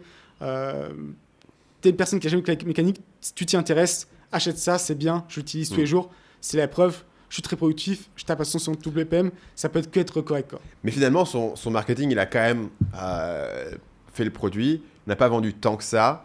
Non. Ce que ça veut dire, c'est... Pourtant, il y a quand même une cohérence avec son histoire. Il a souvent parlé de clavier sur sa chaîne, en fait. Non, mais là... Peut-être que c'est juste effectivement trop cher par rapport à son audience. Non, mais le truc, c'est qu'il n'a pas poussé le clavier, en fait. Il n'est pas allé jusqu'au bout. En fait, il a fait ses trucs marketing, mais je regarde assez souvent sa chaîne, je l'ai jamais vu. Moi aussi. La première fois que j'ai entendu parler du clavier, c'est quand il a annoncé, quand il a fait une vidéo, mon gros échec sur le clavier. Et par contre, je pense que ce qui est marrant, c'est qu'il va faire des ventes maintenant. Donc c'est ça qui est un peu, c'est ce qui est un peu marrant, mais... Le problème, c'est que si la première fois que les gens en entendent parler, c'est une vidéo où lui, il explique qu'il y a eu une mauvaise review par un expert, ça... Ouais, mais en fait, il tourne bien le truc. Il finit en mode, en fait, c'était juste une question de en fait, j'ai mal marketé, toi. Il tourne quand même beaucoup là-dessus, toi. Et finalement, ce clavier est super, toi. Je pense qu'il arrive bien à naviguer ça. On verra, si ça se trouve, il va faire une annonce. J'ai redressé la barre avec mon... Après, il a quand même, il fait une interview avec le gars à la fin, donc il appelle le mec sur Zoom. Ça, je pense qu'il est très fort. Et il faut à mon avis, quand même avoir des couilles pour le faire. Ouais, émotionnellement, être aussi calme. Être là à reach out au mec et pas être défensif. Parce qu'il faut pas tricher. L'autre mec était un peu un connard, toi. Le mec savait très bien sur quels angles jouer. Ouais, et puis c'était pas très honnête non plus. Il faisait son truc de sarcasme, de descendre le mec et tout. Notamment, il y a un moment dans la vidéo, voilà, c'est mon domaine, mais ça m'a fait rire, un moment dans la vidéo où il est choqué qu'il y ait une formation à $1000. Mec, toutes les formations sont à $1000. Est-ce que tu as vu les commentaires? C'est choquant. Non. Ça fonctionne de ouf en fait. C'est ça qui est absurde, c'est qu'en fait la majorité des gens, pour eux, une formation à $1000, c'est délirant. Et à côté, t'as un mec jamais vu une formation de ta vie, toutes les formations sont à $1000. T'as le droit de pas l'acheter, mais c'est ouf d'être surpris. Pour plein de gens, en fait, pas de faire semblant d'être surpris. Une formation, c'est déjà un scandaleux. Une formation à $1000, c'est de l'arnaque. Et ce qui est marrant, c'est en plus, c'est sur une chaîne YouTube d'un mec qui fait des revues de clavier à $400. Toi, t'es un peu. Bah oui, chacun fait ce qu'il veut de son argent. Tu vois, à un moment, c'est pas plus absurde, tu vois, de payer. Mais je suis d'accord, ça c'est pas très honnête. Mais du coup, Ali, tu vois, arrive. Et ça, je pense que c'est un élément fort dans la vidéo qui d'ailleurs, tu vois qu'il l'a enregistré après, mais il l'a teasé au départ de la vidéo. Donc c'est assez bien foutu. Il a le truc et il fait dire au mec, le mec à la fin dit vas-y, réessaye, et la prochaine fois, fais-moi, je vais tester ton clavier, je suis sûr que tu peux arriver à faire un bon clavier. Enfin, ça termine sur une note positive. En fait, t'as presque l'impression que cette vidéo, elle est là pour setup la version 2. Je suis d'accord. Où dit on a corrigé toutes les erreurs. Le mec qui m'a descendu cette fois-ci, il dit ah ouais, c'est vraiment cool en fait, grâce à moi, parce que pour lui, c'est aussi un storytelling de ouf. Ouais. Si j'avais fait une vidéo une fois où je critiquais Gillette. Et après, Gillette avait fait une autre pub où ils avaient changé ce que j'avais critiqué. C'est vrai ? J'étais en mode, est-ce que je viens de sauver Gillette, tu vois ? Alors qu'évidemment, probablement pas, parce que ils ont probablement pas vu ma vidéo, c'est le département marketing américain. Mais c'était un storytelling marrant. Moi j'ai cru qu'il allait changer pour toi du coup. Non. Les mecs m'avaient dit, ah ouais, on a regardé ta vidéo chez Gillette et tout, mais c'était genre Gillette en Suisse, tu vois. Okay. Je pense pas que ce soit eux qui font les pubs marketing américaines. Je pense pas que ce soit remonté jusque là. Après, on sait jamais, mais je pense pas que ce soit ça. Et fondamentalement, ce que ça fait, c'est que ça crée un storytelling sur ma chaîne où moi, en fait, je suis une partie du storytelling, tu vois. Ouais, c'est un peu comme le Loup de Wall Street. C'est un truc avec Jordan Belfort, tu vois. Je vais être le premier à pouvoir commenter dessus parce que vendez-moi ce stylo, le Loup de Wall Street, c'est une vidéo que j'ai fait très tôt à ce niveau-là. Et donc s'il y avait un truc qui se passait sur Gillette à ce moment-là, ou tu vois, s'il y avait avec le lama fâché, l'affaire lama fâché, au doigt de The Fake, ce genre de truc, tu vois, j'ai pu en fait faire des follow-up dessus. Et donc pour lui, sur ses créateurs, c'est clair qu'il va faire la vidéo. S'il y a une amélioration, pour lui, c'est un storytelling de ah ouais, tous mes feedbacks ont été pris et tout. Il a quand même un angle intéressant dans sa miniature, donc il n'a pas besoin de casser le clavier pour faire un angle intéressant. Ali fait une histoire de rédemption sur la deuxième version du clavier. Si c'est pas trop fait brûler les ailes dessus, potentiellement il sortir. Après, ça ne résout pas le problème que si le clavier mécanique c'est un business de merde, c'est un business de merde, quoi. Bah, je pense que ça peut quand même fonctionner. Mais du coup, et à la fin, ce qu'il dit en fait, c'est bah, du coup, c'était pas notre focus. Et ce qui est bizarre, c'est qu'il dit on va continuer, mais c'est toujours pas notre focus. Je sais pas trop. Du coup, il a dit mais qu'il va mettre une personne de son équipe qui va être full time dessus. Mais je pense que c'est l'erreur. En fait, c'est que il devrait jarter l'agence avec laquelle il travaille. Ouais. Et en fait, tu as deux possibilités. Soit, et c'est l'idéal, c'est l'optimal, c'est qu'en fait, tu trouves les boîtes qui font exactement ça. Et peut-être que celle-là, juste, a eu un échec, tu n'as pas de chance, je sais pas. Mais trouve des boîtes. Parce qu'en fait, tout ce qui est Prime ou autre, Feastables, en fait, c'est des mecs déjà bien établis qui contactent en disant on fait ce partenariat, on fait. Et au final, je crois même Jake Paul et. Non, c'est Logan Paul. Et, qui est en train de te dire que Ali Abdaal devrait te contacter pour faire un partenariat et tu montes sa marque de clavier mécanique. Peut-être. Mais ils ont quelques points de marge. Ils ont quelques points d'equity. Donc mais ils sont pas à majorité dans les boîtes. Toi. Donc soit faire ça, soit carrément contacter Nuffy ou Kekron et dire est-ce que ça vous intéresserait. Collab, c'est pas idéal. Édition spéciale, le problème c'est que ça t'appartient pas à la marque. Mais carrément, on crée une marque, ma marque, et c'est vous qui gérez tout, toi. Ouais. Et je pense que c'est l'idéal, toi. Ils gèrent tout, ils gèrent la production, ils gèrent. Et tu penses que eux, ça les intéresse parce que là, pour le coup, il a pas démontré la possibilité de pouvoir bouger beaucoup de volume. Je pense que c'est un peu le problème. C'est un peu la limitation. Effectivement, c'est qu'ils ont pas, c'est pas Logan Paul, quoi. C'est pas Prime, c'est pas Feastables. Et je pense que c'est un truc qui est un peu dangereux pour la plupart des créateurs de contenu, c'est qu'en fait tous les rewards, je pense que ça va devenir winner takes all en fait. C'est que les gros pour qui c'est intéressant de créer ce genre de partenariat dans le produit physique, il est énorme, qui peuvent bouger des gros volumes, quoi. Et en fait, quand t'es un peu entre deux, c'est pas, toi si tu peux vendre 3 unités par an, t'en fous, toi, c'est pas intéressant, quoi. Donc ça va peut-être être la limite à ce niveau-là. Mais par contre, je pensais qu'il doit un truc qu'il aurait pu faire, c'est genre des produits de productivité, genre des Pomodoro Timer, toi. Un Pomodoro Timer bien des années. Ouais. J'ai quelques idées. Il y a des trucs à faire. Ouais. Parce que là, du coup, tu pourrais vendre ça pour $35, tu pourrais le faire pour 5, non? Même plus, parce que déjà, il n'y a pas trop de points de comparaison. Effectivement, ça coûterait moins cher à produire. Il n'y a pas un marché établi d'experts et d'enthousiastes qui vont aller te démonter sur le truc. C'est ça. Et c'est beaucoup plus simple comme produit aussi. Potentiellement, il y a moins de problématiques par rapport à ça aussi. Parce que le produit suivant qu'il veut faire, c'est un sac. Donc un sac à dos que tu portes tous les jours, etc. Ça a l'air casse-gueule aussi. Je pense que c'est mieux que Climbing, de rien. Mais je suis d'accord. Après, c'est encore une fois pas surestimer son influence. Et je pense aussi qu'il y a une question d'audience, toi. Est-ce que nous, on va aller acheter le sac Ali Abdaal? Peter McKinnon a fait un sac qui, je crois, marche pas mal. C'est qui, putain? Je sais pas. C'est un créateur, un YouTuber qui fait des vidéos sur la photo. Ok. Il a combien d'abonnés, Peter McKinnon? Mais encore une fois, le truc, il a 6 millions d'abonnés. Donc, il est à peu près dans la même zone que Ali Abdaal. Mais on revient aussi au fait qu'effectivement, il n'a pas fait la promotion de ce clavier. Ça, c'est un truc qui est un peu mystérieux. C'est que la première fois qu'on entend parler de clavier, c'est en cassant. Ça se trouve, il aurait fait 2-3 vidéos où il disait, même il aurait pu faire, et je pense que c'est ce qu'il devrait faire l'an prochain, c'est documenter la progression, tu vois. Toi, faire 3 vidéos, il mentionne le clavier, le clavier, j'ai passé ça, comme il l'a fait pour son livre, en fait, où il documentait les étapes de son livre. Tu pouvais faire la même chose pour un clavier. Mais comme il disait, c'était pas sa priorité, ainsi de suite, il y a d'autres raisons, quoi. Mais je pense qu'il faudrait que ça soit amené un peu plus intelligemment que juste le foutre sur un site, faire une vidéo de promotion et espérer que. Et dans ce cas, il a fait combien? 200 ventes, je crois, par là. Moi, je serais très curieux dans son bilan annuel s'il donne les chiffres de ses autres business analytics. Notamment, il a un SaaS qui s'appelle Firecut, qui est un plugin Premiere Pro pour monter plus vite avec de l'IA, qui je pense est un assez bon produit et qui est bien marketé et tout. Il a aussi une agence, etc. Moi, je serais très curieux de savoir sur le SaaS. Pareil, il le pousse pas trop, il le drive pas trop. Mais pour le coup, ça, c'est un bien meilleur business model, tu vois, ce SaaS. Même si, bon, les SaaS IA, en fait, n'ont pas des marges qui sont si ouf que ça parce que ça coûte quand même cher à faire tourner. Coûte quand même beaucoup en API. Mais pour le coup, les coûts d'API descendent vachement. Donc, il y a un gain à ce niveau-là sur le temps. Mais je serais curieux de savoir combien de volume il arrive à driver en fait, sur ce genre de business. Comme il n'en parle pas trop et qu'il parle sur toutes ses formations en tant que c'est ça le cœur du business, je me dis que c'est pas énorme. Et je pense, mais après, par contre, la grosse leçon aussi, c'est que c'est un exemple de Jujutsu création de contenu, quoi. Qu'il ait eu l'idée de faire la vidéo, qu'il ait tourné comme ça. Parce qu'en plus, ça évite les autres vidéos critiques. Parce que maintenant. Parce que ce qu'aime bien faire les youtubeurs, c'est quand ils voient un truc qui fonctionne, ils vont dire, là, t'es un peu le connard, toi. Le mec s'est déjà excusé, a déjà dit qu'il est merdé, tu sors une autre vidéo. critiquant le même produit, bah, c'est bon, on est au courant, toi, tu tires sur l'ambiance. Donc je pense qu'il a bien. Tu peux dire que lui, il a pas dit dans sa vidéo en fait. Il a déjà admis tous les trucs. Il a admis les trucs, ouais.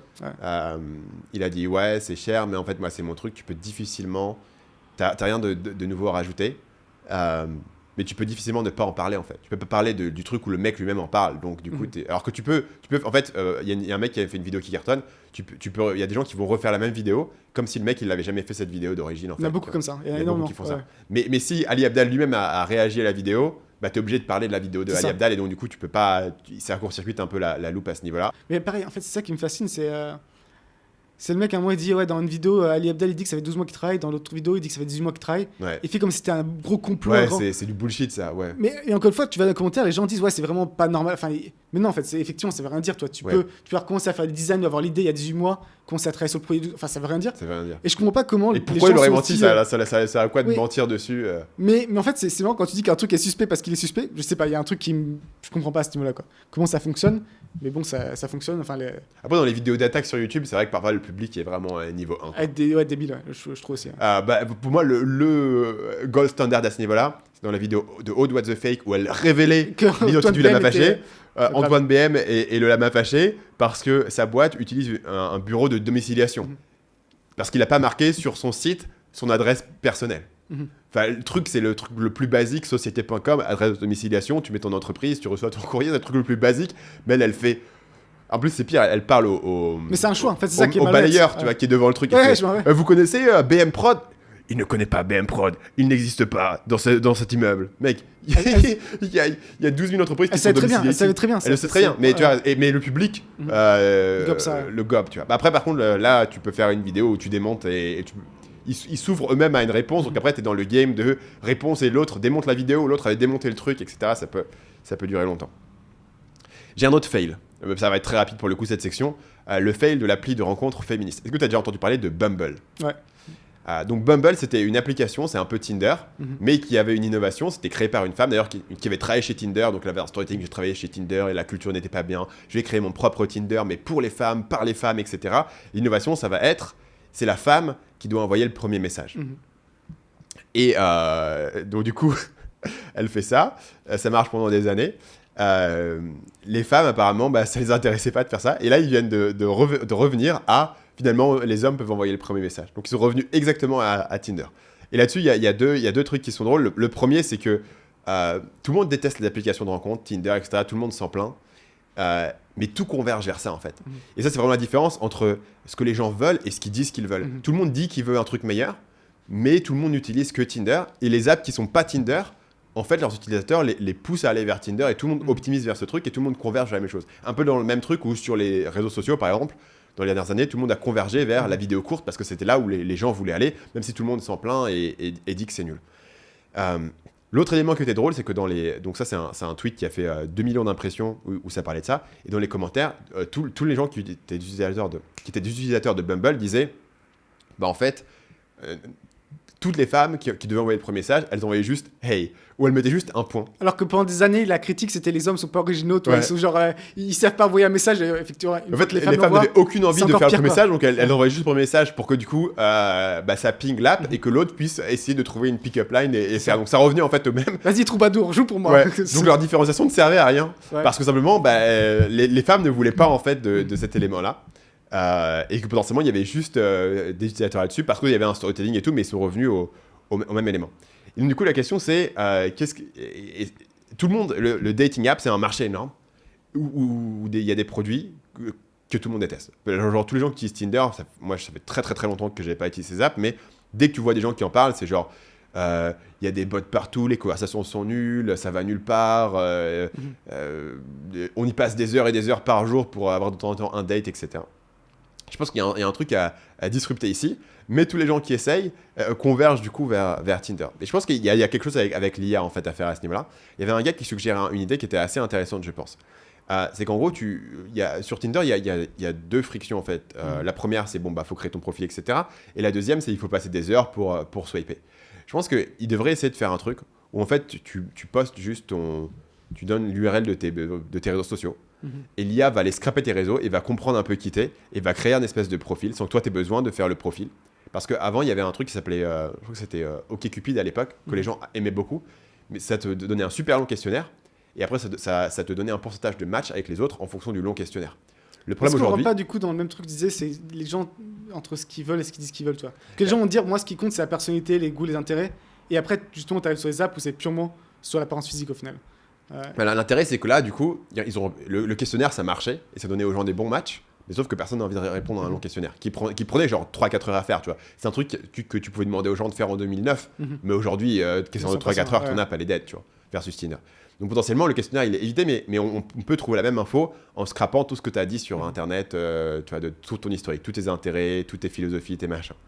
Et après, on essaye de te faire des matchs avec l'IA et on te dit, ok, soit on te met directement dans une match, dans une conversation, mais en fait, on te donne 10 fois moins de conversations que Tinder, mais juste des conversations, on dit on t'en donne 10 fois moins, mais elles sont 10 fois plus qualifiées, donc les gens s'investissent plus. Soit directement, on te dit, va dans tel bar à telle heure et va parler à la personne qui a un chapeau rouge et on essaye comme ça. Là, je pense que c'est plus compliqué parce que le problème, les gens auraient envie de valider, d'avoir un cut-off avant. Mais potentiellement, tu pourrais avoir un truc où tu peux amener les gens beaucoup, beaucoup plus loin. Voilà. Tu peux même pousser le truc à fond où en fait tu crées un clone IA de chaque personne et les clones IA se parlent et en fait après on te fait lire la conversation et tu dis est-ce que tu as envie de la continuer, tu vois. Genre les 20 premiers messages parce que c'est toujours le plus dur, c'est le premier message. T'as pas de matière sur laquelle aller, tu vois, tu peux pas poser une question de follow-up, tu veux juste trouver une idée sur le profil de la personne, sur des photos que tu as vues ou juste avoir un truc générique qui est pas spécifique à la personne, mais du coup mais si ton truc générique pas spécifique il est bien, la personne se dit ah ouais bah du coup c'est un copier-coller qu'il a utilisé 50 fois, tu vois. S'il y avait un début de conversation et que tu devais juste le continuer, tu peux dire ah d'ailleurs c'était bien ton voyage au Costa Rica parce que dans la conversation ça a été mentionné, il pourrait y avoir quelque chose, tu vois. Je pense qu'il y a un truc sur les applications de dating, c'est juste que personne n'arrive à sortir de ce trou noir de gravité qui est le swipe Tinder, qui est ce sur lequel tout le monde gravite. Est-ce que tu penses pas au final que, mine de rien, malgré ce que les gens disent, les apps donnent plus ou moins aux gens ce qu'ils veulent. Donc pour les femmes, c'est principalement la validation. Elles peuvent ouvrir une app et voir qu'effectivement elle plaise. Les hommes, c'est un peu d'espoir. Tu vois, ils gagnent des matchs de temps en temps, ils essayent, ils s'accrochent. Et que c'est toujours plus facile que l'alternative dans la vie réelle. Et donc que tant que cet équilibrium il reste là, en fait, ça peut durer très très longtemps. Et Tinder, il continue à imprimer c'est pour ça que Tinder, ça évoluera pas, parce qu'ils ont un équilibre ici. Ça veut pas dire que tu peux pas trouver un autre équilibre. À mon avis, c'est le concept, tu vois, du maximum local, en gros. Dans là où ils sont, dans cet espace de design d'app, Tinder, c'est la version optimisée, c'est optimise tout, etc. Mais ce qui se passe, c'est qu'en gros, tu vois, imagine, tu es sur un endroit avec des montagnes, tu es droppé quelque part, et tu montes, tu vois. C'est ce que Tinder fait. Tu arrives en haut de la montagne. Mais potentiellement, tu n'es pas arrivé en haut de la plus haute montagne. Mais quand tu es arrivé en haut de ta montagne, tu ne sais pas s'il y a une autre montagne autre part qui est plus grande. Et je pense que potentiellement, il y a une autre montagne autre part où tu peux faire. Parce qu'à une certaine époque, enfin, dans le bon vieux temps, il y avait des matchmakers en fait. Tu parlais à une femme et elle parlait à tous tes voisins et en fait, elle te trouvait un match et elle te faisait un date et tu vois, le taux de succès était beaucoup plus grand et les gens n'avaient pas toutes ces frustrations en fait qui étaient autour. Et je pense qu'il y a un truc avec l'IA qui arrivera. Je pense qu'il y aura une nouvelle version de Tinder qui va disrupter le truc avec l'IA. Peut-être qu'il marchera que sur les plus jeunes générations. On va arriver à un truc où les mecs ils vont réussir à gamer le truc et du coup ça va rendre je pense que c'est aussi problématique quoi. C'est dans tous les cas ça va devenir un jeu et il y a des personnes qui vont essayer de gamer ce jeu là quoi. Et ça va devenir et du coup tu arrives un peu à cet équilibre là encore une fois je pense. Mais je pense que tu arrives sur une autre montagne en fait. Ouais, moi je pense que c'est le contact de merde. J'ai du mal à penser que vraiment tu puisses arriver avec l'IA à avoir des vraies conversations, des trucs vraiment qui ont du sens. Je sais pas, peut-être je suis. Je pense qu'il y aura un truc. Je pense que Tinder est un produit qui est vulnérable parce que tout le monde le déteste. Il gagne beaucoup d'argent mais tout le monde le déteste. Parlons des conseils de productivité contre-intuitifs maintenant. Est-ce que tu as, toi, des conseils de productivité, des trucs qui vont généralement à l'encontre des conseils habituels? Commence par les tiens. D'accord. Moi, pour le coup, le bureau de Stan est très rangé. Mais moi, je pense qu'il y a pas mal de bordel quand même dessus. Un petit peu, c'est bien. Mais justement, c'est un peu mon point. C'est que je pense que les gens qui veulent absolument avoir un bureau parfaitement rangé, c'est une forme d'un peu de psychorigidité. Ils ne peuvent pas travailler si leur bureau n'est pas. Et vous pouvez aller sur Google, vous tapez bureau Einstein, et c'est le bordel monde. Tu vois. Et forcément, moi, je me compare quand même pas mal à Einstein. On a appelé pareil. C'est le point de référence. Il a fait théorie de la relativité. D'ailleurs, il a créé une marque Amazon FBA aussi. Bah, il pouvait pas. À son époque, ça n'existait pas encore Amazon. Donc il a dû faire le deuxième truc ça, après, son deuxième choix. C'est ça, prix Nobel de physique. C'était le deuxième choix. Mais bon, c'est comme ça, c'est pas sa faute. Donc je pense qu'il y a un vrai truc là-dedans où justement, faut pas à tout prix, se culpabiliser sur si c'est pas parfaitement rangé. Forcément, faut pas que ce soit crade ensuite, mais je pense qu'un peu de bordel, c'est pas si grave que ça. Un autre truc aussi, est-ce que tu as déjà eu ce phénomène où tu planifies ta journée pour le lendemain. Et le lendemain, tu te réveilles et tu veux pas respecter ce que tu dis. T'es là, non, je ferai pas ce que m'a dit le stand d'hier. Et tu te rebelles. Ça t'arrive ou pas? Moi, je planifie rarement la veille. Ok. En partie pour ça. En fait, parfois, le jour J, j'ai l'impression que tiens, aujourd'hui, j'ai envie de commencer par tel truc, j'ai l'impression de perdre cette flexibilité et de me trahir en fait. D'accord. Je me dis pourquoi autant prendre le jour J, parce que souvent, il y a souvent en fait une tâche. Alors, là, aujourd'hui, j'ai fait une tâche, je devais faire une mise à jour sur une formation. Tu vois. Ça fait un moment que je devais le faire et j'avais pas trop l'inspiration de le faire. Tu vois. Et un jour, le jour où j'ai eu l'inspiration, bah, du coup, je l'ai fait. C'était le jour où j'avais le temps aussi de le faire. Tu vois. Mais c'est une tâche, je me sentais pas obligé de me forcer à la faire une autre fois. Tu vois. Je pense que moi, je me laisse une petite marge de manœuvre de par quoi est-ce que j'ai envie de commencer en fonction de l'inspiration. Et c'est pour ça que je fais souvent les tâches le jour J. Je suis arrivé à la même conclusion que toi, mais beaucoup plus tard. Moi, j'étais vraiment. Tout le monde dit qu'il faut écrire à l'avance la veille. Qu'est-ce que tu gagnes à faire à l'avance? En fait, tu gagnes littéralement 10 minutes le matin où tu fais tes tâches. Tu prends pas la 10 décision. minutes, c'est pas très grave. Et je trouve aussi que faire ton planification de tâches, c'est une bonne manière de rentrer en fait. Je suis d'accord. Moi, j'ai du mal à arriver à mon bureau et de faire la tâche la plus importante de la journée, tu vois. Je vais toujours checker Slack, les messages, répondre aux trucs, faire des feedbacks aux gens, écrire mes tâches de la journée. Il y a un petit ramp-up de 30 à 45 minutes, qui est pas mal au départ. Et écrire mes tâches, ça fait partie de ça. Alors qu'à la fin de la journée, t'as fini d'écrire et tout, il faut que tu reviennes et que t'écrives tes tâches. Tu vois, t'es un peu blasé, t'es un peu négatif en plus. T'es fatigué, t'es un peu négatif sur ton énergie du lendemain, t'es moins optimiste. Et du coup, je préfère toujours le faire le jour J, le matin. Je trouve ça assez cool à faire. Le soir, c'est une corvée, le matin, c'est un plaisir en fait. C'est une petite procrastination, mais tu peux pas procrastiner très longtemps dessus, tu vas passer 5-10 minutes maximum et t'es parti. Le problème, notamment avec le fait de faire le plus gros truc, la première chose, c'est qu'en fait, moi, ça m'est déjà arrivé des journées où tu te pointes, tu travailles sur le plus gros truc, c'est incroyable, toi. Tu fais une super journée, et donc tu te dis, putain, c'est ça qu'il faut que je fasse, mais en fait, je pense que c'est difficile à reproduire tous les jours. Et donc, cette partie un peu ramp-up où tu commences avec des trucs un peu à la con, juste pour te chauffer, je pense qu'elle est pas mal. Moi, j'ai un truc, si je check pas Slack le matin, j'ai une partie de ma tête où je suis en mode, si ça se trouve, genre le site est down, si ça se trouve, je sais pas, on a un énorme problème, ce qui n'arrive jamais en fait. Mais c'est juste, si je l'ai pas checké, je veux juste envie de le checker, d'avoir vu qu'il y a pas d'urgence, sa chaîne YouTube s'est pas fait pirater, voilà, tout va bien, tu vois. Et ça me prend pas très longtemps en fait de le checker. Le seul élément, je pense, sur Slack, c'est que si quelqu'un te demande une tâche qui va te prendre plus de 5 minutes à faire, bah, tu la notes pour plus tard, sinon tu peux passer beaucoup de temps. Par exemple, tu vois, je vais avoir des retours, genre s'il faut faire des retours sur un script de vidéo, ça va me prendre 1h30, entre 1h30 et 2h30 selon la longueur du script. Je peux pas le faire en direct, mais pour le coup, c'est aussi l'intérêt de le faire avant de faire mes tâches. C'est que du coup, ok, j'ai un script, je vais pouvoir faire des retours, je le ferai ça plus tard, je le note en fait sur ma liste. Versus si j'avais fait le plan la veille, bah, j'aurais pas pu le noter parce que je l'aurais pas su le retour qui était là le matin. Et versus si j'avais pas checké Slack, bah, du coup, je fais mon plan, mais je sais pas s'il y a un truc plus important qui est venu entre temps, etc. Un truc contre-intuitif ici, c'est que moi, ce plan-là, je le fais sur papier. Et je le fais dans un carnet. J'ai commencé à le faire il y a littéralement 2 semaines sur le papier aussi. Ouais.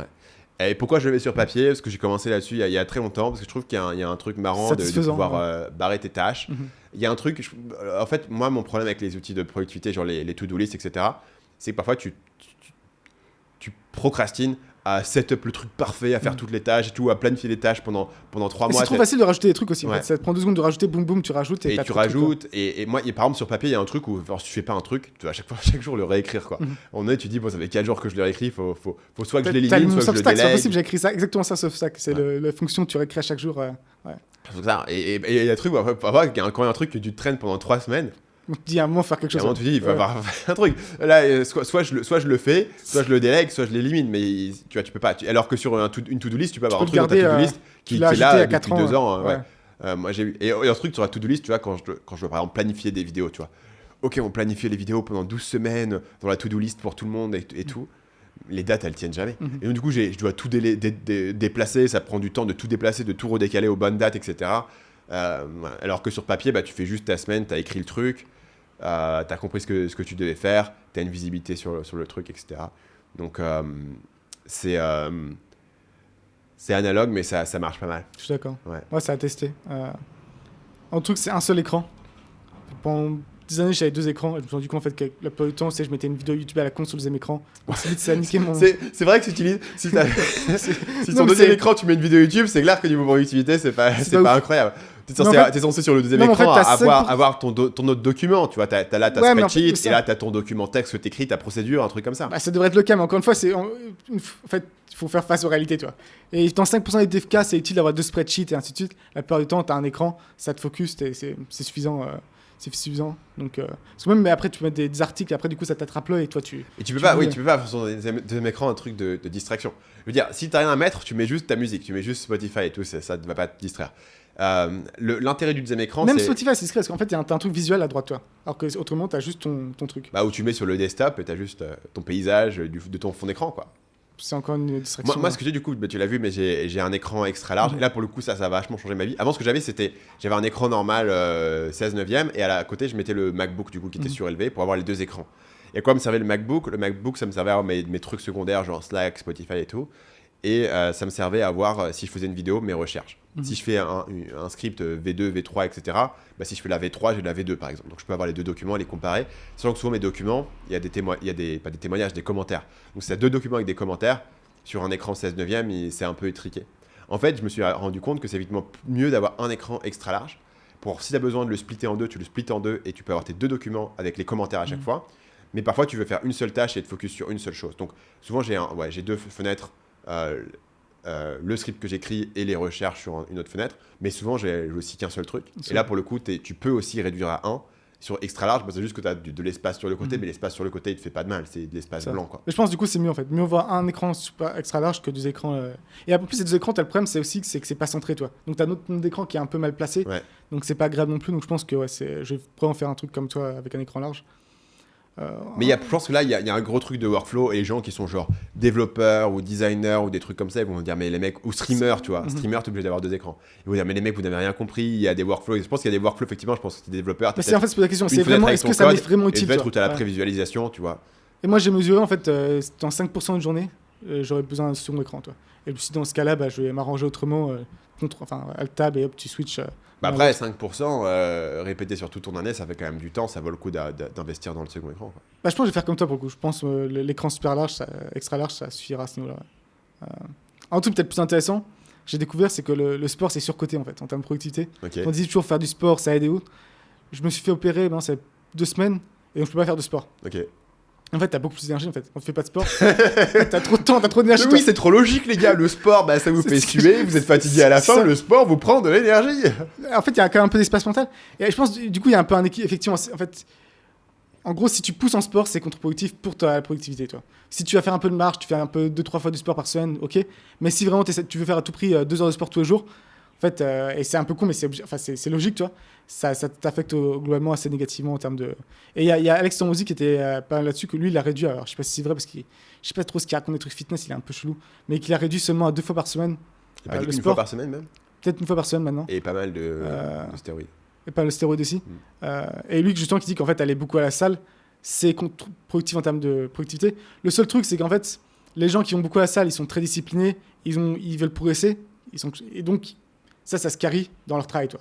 Mais du coup, c'est pas une causation aussi directe que juste tu fais du sport, donc tu vas être plus productif. Moi, pour le coup, je rejoins pas. Ça dépend peut-être du sport que tu fais. Et à mon avis, ça dépend aussi de comment tu manges. Un truc, c'est quand les mecs ils bulk, ils doivent bouffer de ouf. Et ça, pour le coup, ça te crame. Moi, c'est évident que tu vois, tu dois bouffer cette quantité de bouffe pendant que tu travailles. Moi, pendant que je travaille, je mange très peu. Tu vois, si je vais à déjeuner, c'est très peu. Pour la course à pied, moi, c'est clair que ça augmente ma productivité. Mais pareil, est-ce que quand tu pousses beaucoup, est-ce que quand tu fais des sorties très longues de 3 heures, est-ce que t'as pas quand même un effet négatif? Même sous le système nerveux, non? Pas plus que ça. Je pense que si je fais 2-3 heures un matin avant de bosser, oui, parce que c'est long, il fait chaud, tu te déshydrates et tout, tu vois, ça te fait. Mais si tu fais 1 heure par jour, en fait, moi, ça me reset émotionnellement, je pense, psychologiquement, tu vois, genre ton système nerveux. Et surtout, ça affecte beaucoup le sommeil. Moi, là, depuis que je suis rentré, j'avais un peu droppé et tout la course là. Ouais, une nuit sur 2, tu vois, je me réveille à 4 heures et tout. D'habitude, ça m'arrive pas, quoi. Qu'est-ce qui m'est arrivé? Il y a 2 trucs qui ont changé. Il y a un supplément. J'étais à court d'un de mes suppléments. Le magnésium, j'étais à court, c'est peut-être un effet. Mais aussi ne pas courir, en fait. En fait, la course, mais c'est particulier, tu vois, la course. Mais c'est. Pendant que tu cours, tu penses à des trucs, mais tu penses à quoi? Je sais pas. T'as l'impression que ton cerveau se défragmente. C'est un peu comme. Tu sais, quand t'es en train de t'endormir et que tu penses à des trucs un peu chelous et tout, mais sans queue ni tête. C'est un peu la même chose, quoi. Tu penses à des trucs, mais pas vraiment de manière linéaire pour résoudre un problème. Juste, tu penses et tu rumines en fait des éléments. Mais du coup, tu défragmentes ça. Et que si tu l'as pas, tu rumines au moment de dormir et tu te réveilles en pensant des trucs. Alors que si tu cours, tu as processé ce truc, en fait. Bon, moi, c'est cet élément-là. Alors, c'est un élément de de la course en tant qu'espace en dehors de la stimulation, tu vois, habituelle du travail, etc. Et je pense que c'est un élément de, physiquement, l'acte de courir te donne l'impression d'avancer et reset un peu cette énergie. Donc pour moi, pour le coup, ça augmente mon énergie. Après, je pense qu'effectivement, il y a un trade-off et que si tu courais 3 heures le matin, à mon avis, tu n'es pas aussi productif sur le reste de la journée. En fait, c'est un peu différent. Et en fait, c'est plus une question de qu'est-ce qui tape sur le système nerveux, toi. Effectivement, la course, je pense, ça tape peu sur le système nerveux, sauf si tu défonces. Parce que si mais tu cours une le heure Muay par jour... Thai, le powerlift, Ouais. ça tape. Et j'ai remarqué, notamment, si tu fais le matin, ça te bute ta journée, toi. Ok. En fait, par exemple, si tu fais un entraînement, et je pense que c'est pareil, tu fais un entraînement de vélo de course tranquille, bien, tu vas avoir de l'énergie pour le reste de la journée. Si tu te défonces, généralement, t'es en dessous, quoi. Ouais. Donc je pense que c'est un peu cet équilibre. Est-ce que tu sens que ton système nerveux, il est Mais du coup, est-ce que tu fais ton sport à la fin de la journée? Est-ce que c'est pas là où en fait t'as le Bah, gain, c'est le mieux, parce que surtout si tu termines pas trop tard, si tu arrives à terminer vers 19h, là, t'es parfait pour bien dormir ensuite. Donc je pense que c'est optimal. terminer ton sport à 19h. Ouais, si tu arrives à terminer ton sport à 19h et c'est pas trop tard, c'est parfait, quoi. C'est tard comme 19h. Il fait nuit. Bah, moi, c'est le problème, c'est que moi, les entraînements le soir, ils se terminent à 21h. Et là, c'est compliqué parce que c'est dur, ouais. aller te coucher Parce que après, c'est dur, quoi. C'est censé te En coucher fait, toi t'as à l'adrénaline, 21h, t'es non? encore comme ça. En plus, tu finis par le sparring et le clinching, donc t'as l'adrénaline, t'es à fond. T'as ton niveau de cortisol, il est super haut et tu galères un peu à dormir, quoi. Ok. Donc c'est peut-être en fonction du sport et en fonction de comment le sport t'affecte. Peut-être essayer le yoga. Je pense, bon exemple, je pense effectivement le yoga, il y a peu de chances que ce soit négatif sur ta productivité. Ouais. Travailler directement. Ouais, exactement, ce qu'on discutait. Il y a un peu le débat entre est-ce que tu devrais vraiment, première chose que tu fais, Te Aller lever et travailler. travailler direct, c'est surcoté? Ou c'est un bon conseil? moi, en fait, je pense qu'il y a 3 choses possibles et il y en a une qui est mauvaise. D'accord. Et les 2 autres, ça dépend. Ok. Celle qui est mauvaise, je pense, c'est un peu Allons-y. la morning routine étendue, tu vois. Où toi, tu te réveilles et t'as tout Donc le c'est le morning. Miracle Morning, c'est C'est ça, 60 ça minutes de ta prend une heure journée, et tu vas demie. faire 6 routines différentes de 10 minutes. Et Ça, j'ai c'est testé plein de complètement fois. con, hein. Et t'arrives au bout d'un moment, en fait, t'arrives devant ton truc et t'as même pas envie de travailler. Toi, il y a un truc qui est bizarre. T'as accompli des trucs, mais t'as accompli, Ouais, t'as fait 10 minutes de méditation, 10 minutes de journaling, 10 minutes de sport. C'est ça. Ouais, c'est ça, c'est Donc ça, je pense que c'est mieux. non-sens. Mais après, je pense que c'est effectivement, soit si tu t'es réveillé de la bonne façon, aller directement travailler, tenter ça. Moi, essayer vraiment de faire, tu fais une ligne directe sur ton ordi, t'as déjà le bon document d'ouvert et tu travailles directement. Ça marche, je dirais, 25% du temps. Ok. Et 75% du temps, ça marche pas. Et dans ce cas, pas se forcer et faire ce que tu dis, en fait. Aller sur Slack, se warm-up et accepter, ok, c'est pas une journée où je peux directement travailler. Mais les journées où tu peux travailler directement, j'ai eu des journées vraiment incroyables, tu vois. Où tu peux travailler quasiment, enfin, où t'es en flow pendant 10 heures d'affilée. Et du coup, c'est un peu addictif, quoi. Tu te dis, putain, comment je peux recréer ça? Et j'ai l'impression que c'est juste pas. Enfin, pour moi, c'est pas tenable. Je peux avoir une journée comme ça, le lendemain, j'y arriverai jamais, toi.